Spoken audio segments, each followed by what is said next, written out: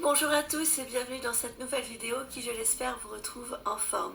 Aujourd'hui, je la fais pour vous parler des soucis qu'il y a au jour d'aujourd'hui entre l'Union européenne, les États-Unis et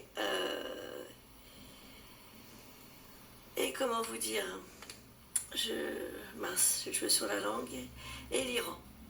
Donc selon cet article paru aujourd'hui pour le compte de la presse Le Monde, que je vais vous partager en dessous dans la barre d'information de cette vidéo, l'Iran met en garde les États-Unis en cas d'attaque et désigne les armées européennes comme terroristes.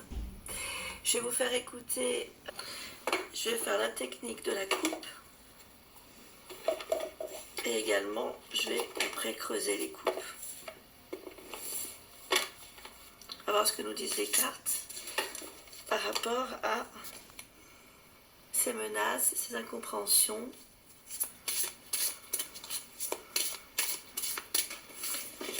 À quoi on doit s'attendre en fait?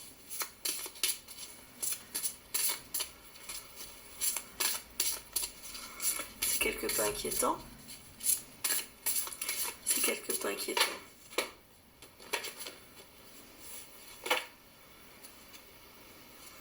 Nous avons le gardien du seuil. Il y a d'un côté quelqu'un qui veut garder son seuil,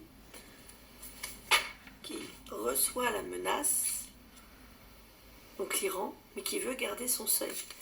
Donc visiblement, c'est plus une stratégie de protection que d'attaque. Mais on va voir.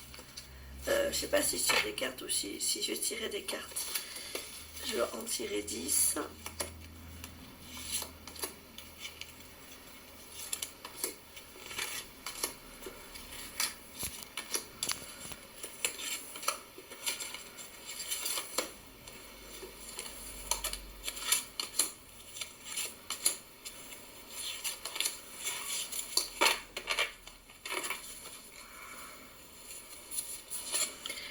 On a la lame de la tour de guet de l'Est qui représente le printemps. Il va falloir faire attention sur la période printanière par rapport à ce conflit entre deux. Quand même le feu, la passion, la responsabilité et le pouvoir, printemps-été. Attention à ce que les esprits se calment. Il y a risque à ce que ces deux-ci soient vraiment en conflit sur une période chaude cet été ou dans les années à venir, mais j'ai quelque chose qui me semble assez rapide. Ce que je vais faire maintenant, c'est que je vais poser la question, en général, est-ce que nous devons nous méfier par rapport à cette alerte? Et je vais tirer une carte dans le tas. Visiblement oui, puisqu'il est ressorti, mais oui, nous avons la tamée, la défense, les limites. Il ne faudrait pas dépasser les limites. Ça pourrait déclencher un gros conflit sinon. Il y a un risque sur printemps-été. Prenez soin de vous. À tout bientôt pour de prochaines vidéos. Malheureusement, comme prédit et comme vous le savez, Donald Trump ayant bombardé ce que l'Iran avait prévenu de ne pas faire, il y a effectivement une guerre iran-israélo-américaine qui est en train d'exploser et nous sommes bien sur le printemps comme prédit. Selon cet article du Monde, mis à jour à 17h08 aujourd'hui, il y a de cela quelques minutes, ayant pour titre « En direct, guerre en Iran, des bombardements israélo-américains contre l'île de Karg, point névralgique de l'industrie pétrolière dans le Golfe. Alors que l'Iran a menacé d'actions qui prévoient les États-Unis et leurs alliés de pétrole et de gaz pendant des années, plusieurs explosions ont été entendues dans la région, a rapporté mardi l'agence de presse iranienne MER.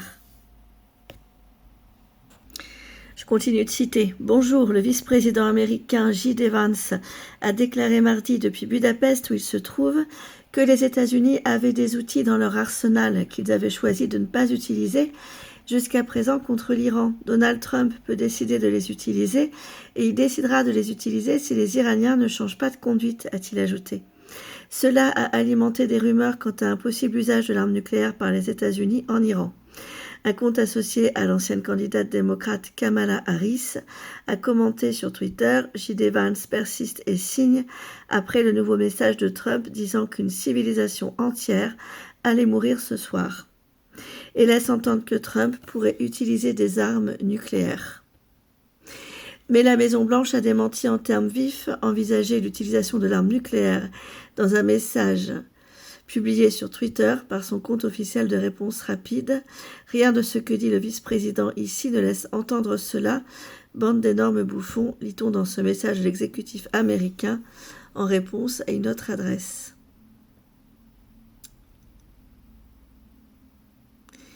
Et il y a encore des secours qui s'activent.